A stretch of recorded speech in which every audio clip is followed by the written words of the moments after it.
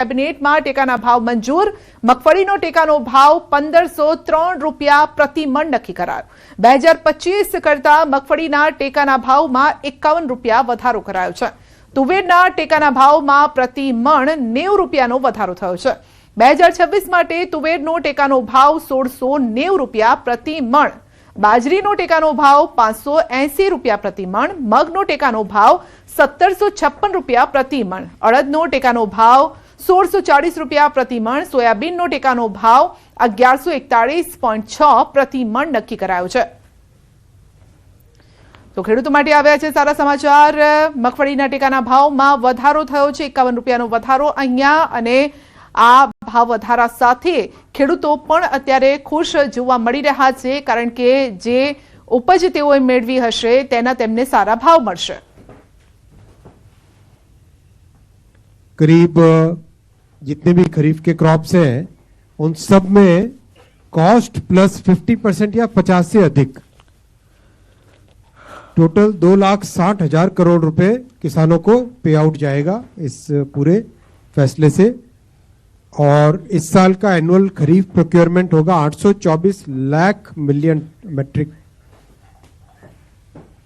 કેન્દ્રીય કેબિનેટમાં મોટો નિર્ણય. અમદાવાદ ધોલેરા વચ્ચે semi high speed railway line મંજૂર કરાઈ છે.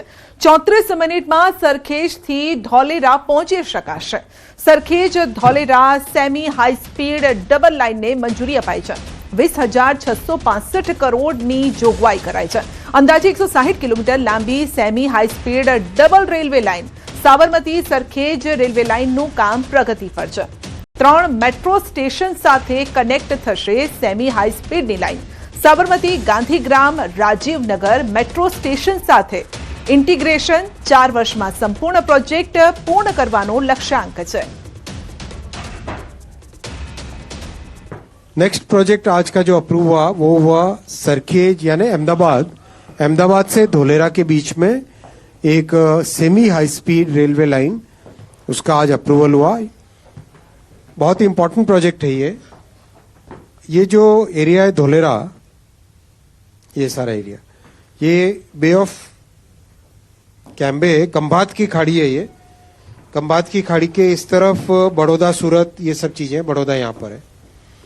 और इस तरफ नीचे सारा सौराष्ट्र का एरिया है. ये यहाँ पे भावनगर में बड़ा पोर्ट बन रहा है. यहाँ पर धोलेरा में मैसिव डेवलपमेंट का काम चल रहा है. अगर कंपेयर करो तो Singapore is about 720 square kilometres, Dholera is about 900 square kilometres. बहुत बड़ा एक एरिया जो कि हाईटेक मैन्युफैक्चरिंग के लिए यहाँ पे बड़ा एक इकोसिस्टम बन रहा है. सेमीकंडक्टर का, एविएशन के कंपोनेंट्स का, सोलर सेल्स का, कई चीजें यहाँ पे, कई तरह के मैन्युफैक्चरिंग के काम यहाँ पर आ रहे हैं धोलेरा में. હવે આરોપીઓનું જાહેરમાં સરઘસ નહીં કાઢી શકાય. ગુજરાત પોલીસ માટે ડીજીપીનો કડક નિર્દેશ છે. આરોપી સાથેના વ્યવહારમાં ફેરફાર લાવવા માટે આદેશ કરાયો છે. આરોપીનું આત્મસન્માન જળવાય તેવો વ્યવહાર કરવા માટે નિર્દેશ કરાયો છે. મેજિસ્ટ્રેટ સમક્ષ રજૂ કરતી વખતે તકેદારી રાખવા માટે પણ સૂચના અપાઈ છે. આરોપીને હિંસક ટોળાથી બચાવવાની પણ જવાબદારી પોલીસની રહેશે. જાહેરમાં ઉઠક બેઠક કરાવવા, ઘૂંટણીએ ચલાવવા કે માર મારવા પર પણ પ્રતિબંધ. જાહેરમાં હાથ જોડાવી કે કાન પકડાવી, માફી મંગાવી નહીં શકાય. આરોપીને જાહેરમાં મુર્ગો બનાવવા પર પણ પ્રતિબંધ રહેશે. ડીજીપીએ તમામ પોલીસ કમિશનર અધિક્ષકોને લેખિતમાં આ અંગે જાણ કરી છે. સીઆઈડી, એટીએસ અને એસએમસીને પણ નવા નિર્દેશો અંગે પત્ર લખવામાં આવ્યો છે.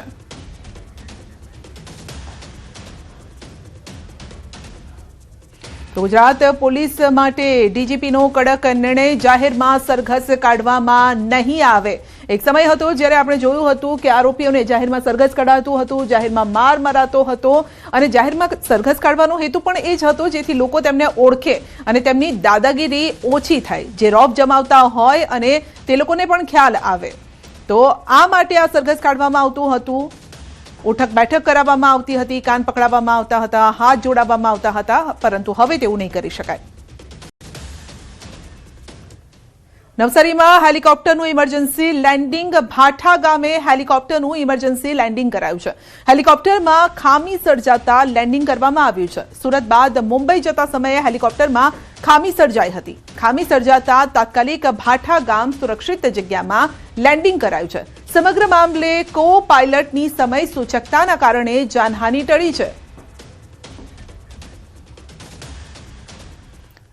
સૌરાષ્ટ્ર ઝોનની બેઠકને લઈને સમાચાર. ભાજપ પાર્લામેન્ટરી બોર્ડ મુદ્દે મહત્વના સમાચાર. ટૂંક સમયમાં જ સૌરાષ્ટ્ર ઝોન પર ચર્ચા થશે. ભાજપ પાર્લામેન્ટરી બોર્ડમાં નામોને લઈને ચર્ચા થશે. સ્થાનિક સ્વરાજની સંસ્થાઓના હોદ્દેદારોના નામો ચર્ચાશે. Mayor, deputy mayor, standing chairman, પ્રમુખ, ઉપપ્રમુખના નામો પર મહોર લાગશે. પ્રધાનમંત્રીના પ્રવાસના પગલે અગાઉ આ બેઠક મોકૂફ રાખવામાં આવી હતી, પરંતુ હવે એ નામોની જાહેરાત પણ ટૂંક સમયમાં થઈ શકે છે.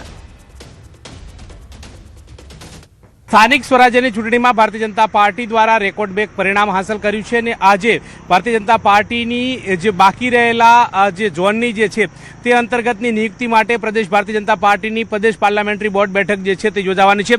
મુખ્યમંત્રી નિવાસ સ્થાને સાંજે આ પ્રદેશ ભારતીય જનતા પાર્ટીની જે પાર્લામેન્ટરી બોર્ડ બેઠક જે છે તે યોજાવાની છે. તેમાં સૌરાષ્ટ્ર ઝોનને લઈ અને આ મહત્વના સમાચાર એ છે કે આજે આ સૌરાષ્ટ્ર ઝોનની પ્રદેશ પાર્લામેન્ટરી બોર્ડ બેઠક જે છે તે યોજાશે, જેમાં સૌરાષ્ટ્ર ઝોનની જે વિવિધ સંસ્થાઓ એટલે કે મહાનગરપાલિકા, તાલુકા પંચાયત, જિલ્લા પંચાયત અને નગરપાલિકા જે છે તેના મેયર, ડેપ્યુટી મેયર, સ્ટેન્ડિંગ કમિટીના ચેરમેન, પ્રમુખોની જે નામો અંતર્ગતની ચર્ચા જે છે તે પ્રદેશ પાર્લામેન્ટરી બોર્ડ બેઠકની અંદર યોજાવાની છે. મહત્વનું એ છે કે આ પ્રદેશ પાર્લામેન્ટરી બોર્ડ બેઠકની વાત કરીએ તો અગાઉ 6 તારીખથી લઈને 8 મે સુધી વિવિધ જે ઝોન જે છે એટલે કે દક્ષિણ ઝોન છે, મધ્ય ઝોન જે છે અને ઉત્તર ઝોન જે છે તેના બેઠકોની જે પ્રક્રિયા જે છે તે હાથ ધરાઈ હતી, પરંતુ પ્રધાનમંત્રી નરેન્દ્ર મોદી 10 તારીખ અને 11 મેના રોજ ગુજરાતના પ્રવાસે હોવાના કારણે આ પ્રક્રિયા મોકૂફ રાખવામાં આવી હતી અને આજે વિધિવત રીતે આ બેઠક જે છે તે મળશે અને તેમાં સૌરાષ્ટ્ર ઝોનના વિવિધ નામોની જાહેરાત થવાની છે. મહત્વનું એ છે કે આગામી 15 તારીખ બાદ ભારતીય જનતા પાર્ટી જે છે તે તમામ નામોની જાહેરાત કરે અને તમામ જે સ્થાનિક સ્વરાજ્યની સંસ્થાઓ જે છે આ તેના હોદ્દેદારોની નિયુક્તિ પૂર્ણ થાય તે પ્રકારના એંધાણ વર્તાઈ રહ્યા છે. જે અંતર્ગત આજે અત્યારે હાલ તમે જોઈ રહ્યા છો કે તમામ ધારાસભ્યો હોય સૌરાષ્ટ્ર ઝોનના, મધ્ય ઝોનના કે દક્ષિણ ઝોનના, તેઓની પણ આવન જાવનની પ્રક્રિયા જોવા મળી રહી છે. સૌરાષ્ટ્રના જે દિગ્ગજ નેતાઓ જે છે તેમાં પણ પ્રદેશ પાર્લામેન્ટરી બોર્ડ બેઠકની અંદર હાજરી આપતા હોય તે પ્રકારના દ્રશ્યો જે છે તે મળી રહ્યા છે. એટલે કે આજે ઠીક સાંજે આ પ્રદેશ પાર્લામેન્ટ બોર્ડ બેઠક મળવાની છે, જેમાં સૌરાષ્ટ્ર ઝોનની જે બાકી વરણીની જે ચર્ચા જે છે તે આજે યોજાશે અને તેના નામો જે છે તે ફાઇનલ થવાના છે. હરીશ શર્મા સાથે ગૌતમ શ્રીમાળી, ન્યૂઝ 18 ગુજરાતી, ગાંધીનગર. પીએમ મોદીના કાફલામાં ધરખમ ઘટાડો કરવામાં આવ્યો છે. પીએમ મોદીના કાફલામાં જોવા મળી માત્ર 2 જ ગાડી. માત્ર 2 ગાડી સાથે પીએમઓ ઓફિસ પહોંચ્યા. પીએમ નરેન્દ્ર મોદી તો જ્યારે ઓફિસ પહોંચ્યા તે સમયના આ દ્રશ્યો છે. માત્ર 2 જ ગાડી જોવા મળી હતી, કારણ કે આ પહેલા પીએમ નરેન્દ્ર મોદીએ પણ એ પ્રકારનું નિવેદન આપ્યું હતું. દેશવાસીઓને પણ પેટ્રોલમાં કટોતી કરવા માટે એટલે તેના ઉપયોગમાં કટોતી કરવા માટે કહેવામાં આવ્યું હતું અને તેનું પાલન તેઓ ખુદ પણ કરી રહ્યા છે, કારણ કે તેઓ પોતે તેનું પાલન, એ નિયમનું પાલન કરીને લોકોને સંદેશ આપી રહ્યા છે કે તમે પણ જો આ પ્રકારના નિર્ણય લેશો તો દેશ માટે સારા રહેશે.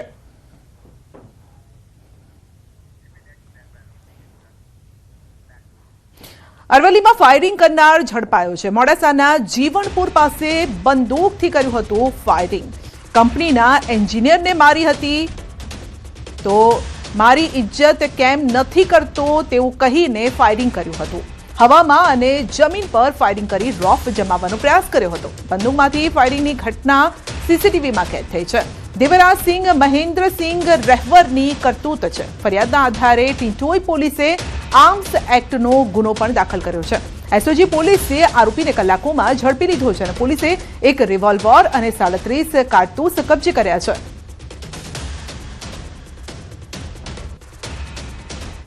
વાળી હથિયાર સાથે ફાયરિંગ કરી અને જાનથી મારીને ધમકીના ગુનામાં સંડોવાયેલો છે. તો એમને ગણતરીની કલાકોમાં એમણે પકડી પાડેલ છે અને એમની પાસેથી એક લાયસન્સવાળી રિવોલ્વર અને જીવતા કારતૂસ 37 મળી અને કુલ 26,000નો મુદ્દામાલ એમની પાસેથી ઝડપી પાડેલ અને ટીંટોઈ પોલીસ સ્ટેશનને હવાલે કરેલ છે. ધોરણ 12 સીબીએસઈ બોર્ડનું પરિણામ જાહેર કરવામાં આવ્યું છે। આ વર્ષે ધોરણ 12નું કુલ 85.20% પરિણામ નોંધાયું છે। દેશભરમાં 18 લાખથી વધુ વિદ્યાર્થીઓએ પરીક્ષા આપી હતી।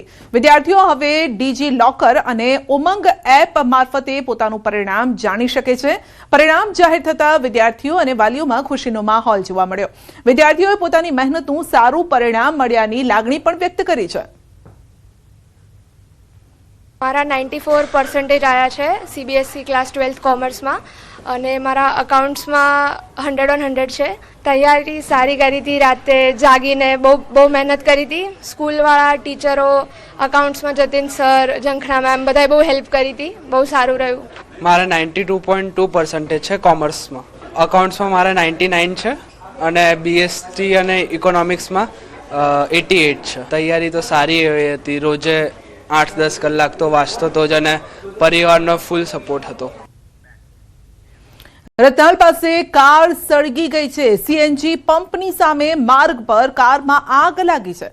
સદભાગ્યે બનાવમાં કોઈ જાનહાનિ નથી થઈ। ભુજ અંજાર હાઈવે પર બપોરના સમયે આગનો આ બનાવ બન્યો હતો।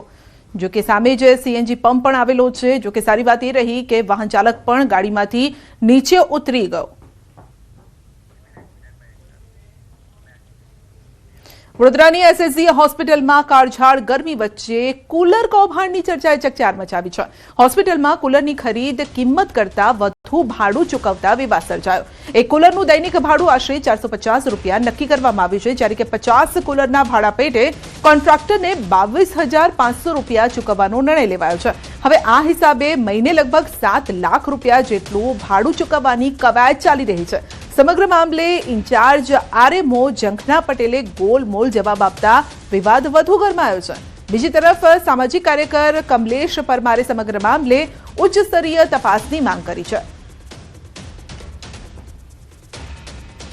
नहीं, खरीदना अच्छा है, जबकि किराए से लेने में जितने पैसे आप किराए को दो, किराए का अपन देते हैं उससे कम पैसे में अपने को नया मिल जाता है, तो इसके ऊपर कार्रवाई होना चाहिए। इतने पैसे में, कम पैसे में कूलर मिल रहा है तो फालतू का नुकसान कर रहे, जनता का पैसा बाहर है। सर ये तो सरासर गलत है। यदि भाड़े के दाम में नया एसी तक आ सकता है तो फिर ये कूलर को भाड़े पे लेने का क्या औचित्य निकलता है। और ये देश की जनता का टैक्स का पैसा है, ये फ्री का तो है ही नहीं है, इसलिए आपको नया ले लेना चाहिए, इसे भाड़े से उपयोग नहीं करना चाहिए। કાળઝાળ ગરમીની અંદર જે કુલરો ભાડા પેટે મંગાવવામાં આવે છે, આ કુલરની ભાડાની કિંમત છે 450 રૂપિયા પર ડે। એટલે કહેવાનો મતલબ કે આટલા જ પૈસાની અંદર તો નવું કુલર આવી શકે છે, પરંતુ ક્યાંક ને ક્યાંક લાગી રહ્યું છે કે આ કોન્ટ્રાક્ટરને ફાયદો કરાવવાનું ષડયંત્ર છે। એટલે ક્યાંક ને ક્યાંક લાગી રહ્યું છે કે એસએસજી હોસ્પિટલમાં જે સુપ્રિન્ટેન્ડન્ટ સાહેબ, આરએમઓ સાહેબ અને કોન્ટ્રાક્ટર આમની ટકાવારી હોય એવું સ્પષ્ટપણે જોવા મળી રહ્યું છે। આપણે ઇમરજન્સી ડિપાર્ટમેન્ટની ઉપર હીટ સ્ટ્રોક બોર્ડ તૈયાર કરેલો છે અને ત્યાં સ્ટાફની પોઝિશન્સ પણ મૂકેલી છે। અત્યારે એક પણ દર્દી ત્યાં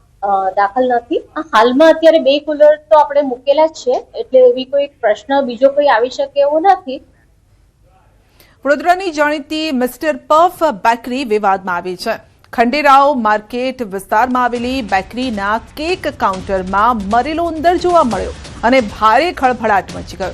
એક ગ્રાહકે લટકતા ઉંદરનો વિડીયો સોશિયલ મીડિયા પર વાયરલ કર્યો છે, તો આ વિડીયો વાયરલ થતા ચકચાર મચી ગઈ છે। જાણીતી બ્રાન્ડની બેકરીમાં આવી ગંભીર બેદરકારી સામે આવતા ગ્રાહકોના આરોગ્ય અને હાઇજીનને લઈને પણ સવાલો ઉભા થઈ રહ્યા છે। વિડીયો વાયરલ થતા વડોદરા મ્યુનિસિપલ કોર્પોરેશનની ખોરાક શાખાની ટીમ એક્શન મોડમાં આવી છે। બેકરીમાં દરોડા પાડી તપાસ શરૂ કરી છે। લેબોરેટરી ટેસ્ટિંગ માટે ચોકલેટ અને કેકના નમૂના લેવામાં આવ્યા છે।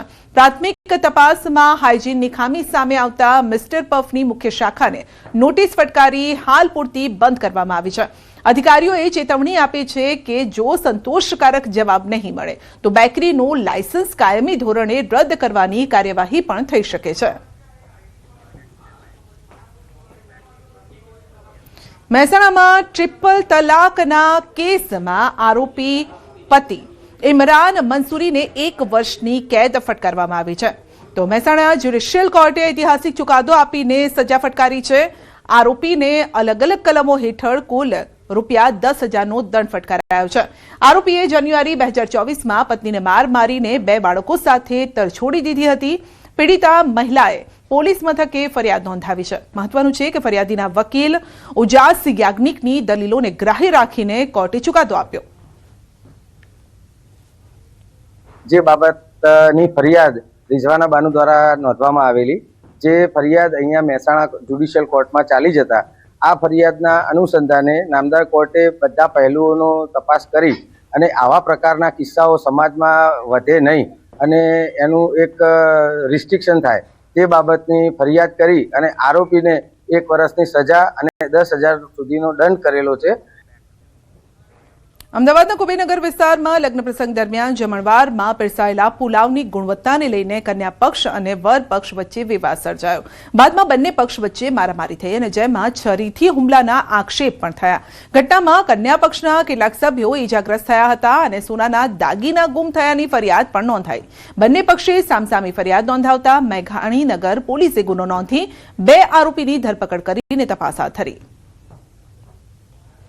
કન્યા પક્ષ અને વર પક્ષના લોકોએ જમવામાં ભાત આવા કેમ બનાવ્યા છે, એનામાં તેલ કેમ ઓછું છે, એ બાબતે એ લોકો વચ્ચે ઉગ્ર બોલાચાલી થઈ અને ઉગ્ર બોલાચાલી થતાં બાદ તે લોકો વચ્ચે મારામારીનો બનાવ બનેલો હતો. આ બાબતે મેઘાણીનગર પોલીસ સ્ટેશને બંને પક્ષોને વચ્ચે મારામારી થયેલી હતી. બંનેની વિગતવારની ફરિયાદ લખી અમે આ બાબતે 2 આરોપીઓની ધરપકડ હાલમાં કરેલી છે અને અન્ય 2 આરોપીઓ હાલમાં સારવાર હેઠળ હોય, જેની સારવાર પૂર્ણ થતાં અમે આગળ વિગતવારની અમે ધરપકડ કરીશું.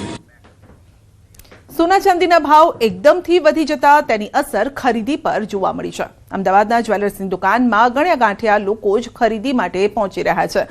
જે લોકોના ઘરે લગ્ન પ્રસંગ છે તેમને ના છૂટકે પણ સોનું ખરીદવું તો પડશે જ. સોનાના ભાવમાં આટલો વધારો થતા સામાન્ય જનતાનું બજેટ ખોરવાઈ ગયું છે.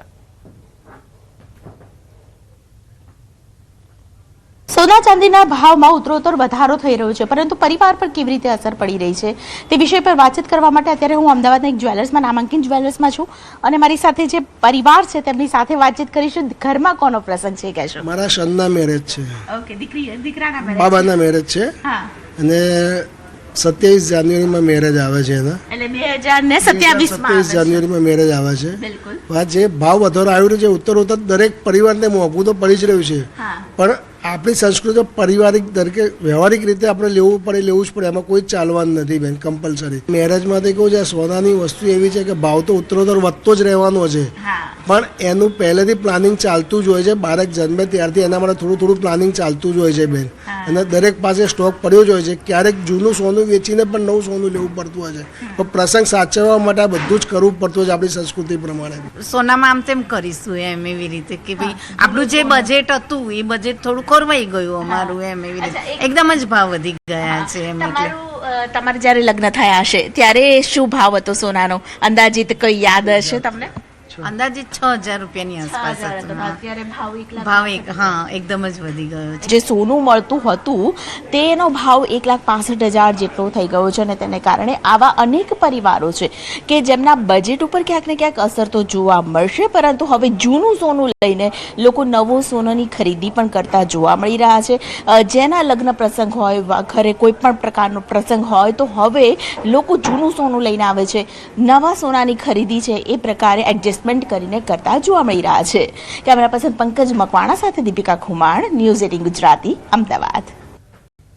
ગાંધીનગર ખાતે ESICની 93મી જનરલ બોર્ડ મીટિંગ શ્રમ મંત્રી કુંવરજી બાવળિયાની અધ્યક્ષતામાં યોજાઈ. બેઠકમાં શ્રમિક કલ્યાણ, સામાજિક સુરક્ષા, નવા લેબર કોડ અંગે વિસ્તૃત ચર્ચા કરવામાં આવી. કુંવરજી બાવળિયાએ જણાવ્યું છે કે કોઈપણ પ્રદેશના વિકાસનો આધાર ઉદ્યોગ અને શ્રમજીવીઓના વિકાસ પર રહેલો છે. સરકાર દ્વારા શ્રમ પોર્ટલ પર નોંધાયેલા શ્રમિકોને વિવિધ લાભો આપવામાં આવી રહ્યા છે અને 7 મે સુધી મફત વાર્ષિક આરોગ્ય ચેકઅપ અભિયાન પણ ચાલુ રાખવામાં આવ્યું છે. આરોગ્ય સેવાઓ અને અન્ય લાભો હવે વધુ સરળ અને સુલભ બને તે માટેના શ્રમિકો સુધી પહોંચવાનો પ્રયાસ વિભાગ તરફથી થઈ રહ્યો છે. શ્રમ પોર્ટલ, જેથી એની ડિજિટલ પહેલ એના મારફતે શ્રમિકોની નોંધણી થાય, એને લગતા લાભાલાભ પણ મળી રહે તે માટે પણ સતત ચિંતિત રહ્યા છીએ. કર્મચારી રાજ્ય વીમા નિગમ દ્વારા શ્રમિકોના આરોગ્ય માટે એક મહત્વપૂર્ણ પહેલ કરવામાં આવી છે. પીએમ મોદીની અપીલ, પોલીસની પહેલ, વીસીથી મીટિંગો કરવાનું સૂચન કરાયું છે. આરોપીઓને વીસીથી કોર્ટમાં રજૂ કરવા સૂચન કરાયું છે. એટલે વીસી એટલે કે વિડીયો કોન્ફરન્સથી ગુજરાતના ઇન્ચાર્જ ડીજીપીનું પોલીસને સૂચન છે. ઈંધણમાં પણ કરકસર કરવા માટે સૂચન કરવામાં આવ્યું છે.